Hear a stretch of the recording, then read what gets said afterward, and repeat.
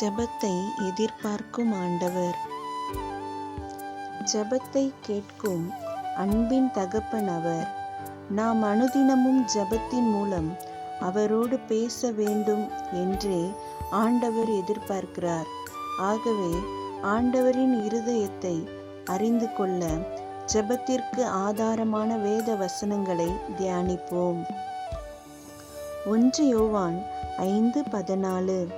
நாம் எதையாகிலும் அவருடைய சித்தத்தின்படி கேட்டால் அவர் நமக்கு செவி கொடுக்கிறார் என்பதே அவரை பற்றி நாம் கொண்டிருக்கிற தைரியம். 1 பேதுரு 4:7. எல்லாவற்றிற்கும் முடிவு சமீபமாயிற்று. ஆகையால் தெளிந்த புத்தி உள்ளவர்களாயிருந்து ஜெபம் பண்ணுவதற்கு ஜாக்கிரதையுள்ளவர்களாயிருங்கள். லூக்கா 11:9-10.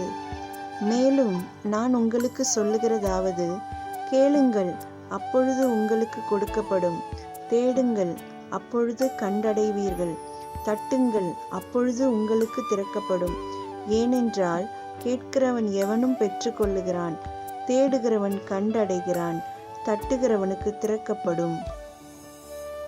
எரேமியா 29:12-13. அப்பொழுது நீங்கள் கூடி வந்து என்னை தொழுது கொண்டு என்னை நோக்கி விண்ணப்பம் பண்ணுவீர்கள். நான் உங்களுக்கு செவி கொடுப்பேன். உங்கள் முழு இருதயத்தோடும் என்னை தேடினீர்களானால் என்னை தேடுகையில் கண்டுபிடிப்பீர்கள். யோவான் 15:7. நீங்கள் என்னிலும் என் வார்த்தைகள் உங்களிலும் நிலைத்திருந்தால் நீங்கள் கேட்டுக்கொள்வது எதுவோ அது உங்களுக்கு செய்யப்படும். மத்தேயு 26:41. நீங்கள் சோதனைக்குட்படாதபடிக்கு விழித்திருந்து ஜெபம் பண்ணுங்கள். ஆவி உற்சாகமுள்ளதுதான், மாம்சமோ பலவீனமுள்ளது என்றார். ரோமர் 12:12.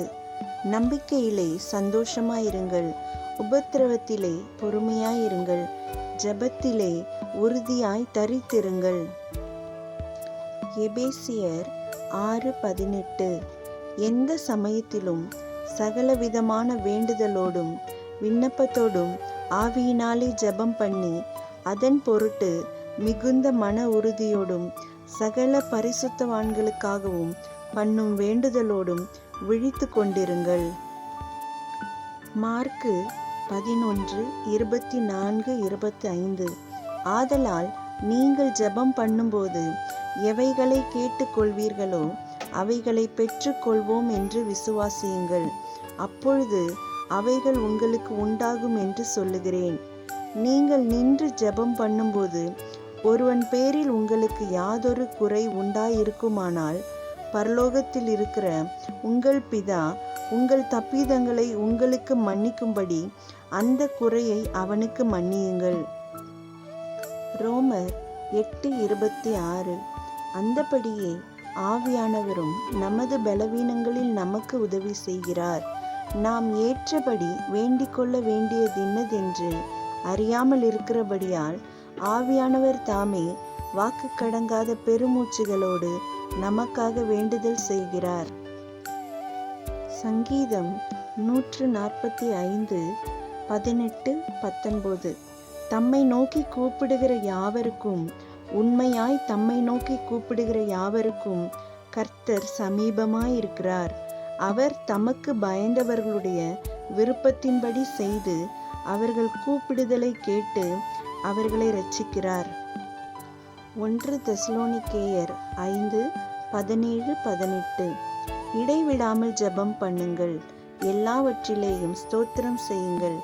அப்படி செய்வதே கிறிஸ்து இயேசுவுக்குள் உங்களை குறித்து தேவனுடைய சித்தமாயிருக்கிறது. மத்தேயு 5:44. நான் உங்களுக்கு சொல்லுகிறேன், உங்கள் சத்துருக்களை சிநேகியுங்கள், உங்களை சபிக்கிறவர்களை ஆசீர்வதியுங்கள், உங்களை பகைக்கிறவர்களுக்கு நன்மை செய்யுங்கள், உங்களை நிந்திக்கிறவர்களுக்காகவும் உங்களை துன்பப்படுத்துகிறவர்களுக்காகவும் ஜெபம் பண்ணுங்கள். லூக்கா 18:1. சோர்ந்து போகாமல் எப்பொழுதும் ஜெபம் பண்ண வேண்டும் என்பதை குறித்து அவர்களுக்கு அவர் ஒரு உவமையை சொன்னார். பிலிப்பியர் 4:6-7. நீங்கள் ஒன்றுக்கும் கவலைப்படாமல் எல்லாவற்றையும் குறித்து உங்கள் விண்ணப்பங்களை ஸ்தோத்திரத்தோடே கூடிய ஜெபத்தினாலும் வேண்டுதலினாலும் தேவனுக்கு தெரியப்படுத்துங்கள். அப்பொழுது எல்லா புத்திக்கும் மேலான தேவ சமாதானம் உங்கள் இருதயங்களையும் உங்கள் சிந்தைகளையும் கிறிஸ்து இயேசுவுக்குள்ளாக காத்துக்கொள்ளும். மத்தேயு 6:6. நீயோ ஜெபம் பண்ணும்போது உன் அறை வீட்டுக்குள் பிரவேசித்து உன் கதவை பூட்டி அந்தரங்கத்தில் இருக்கிற உன் பிதாவை நோக்கி ஜெபம் பண்ணு. அப்பொழுது அந்தரங்கத்தில் பார்க்கிற உன் பிதா வெளியரங்கமாய் உனக்கு பலனளிப்பார். 2 நாளாகமம் 7:14.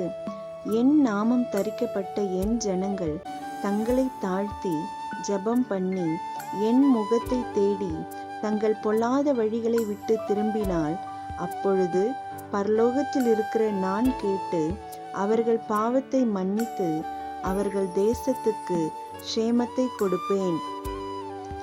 எபிரேயர் 4:16.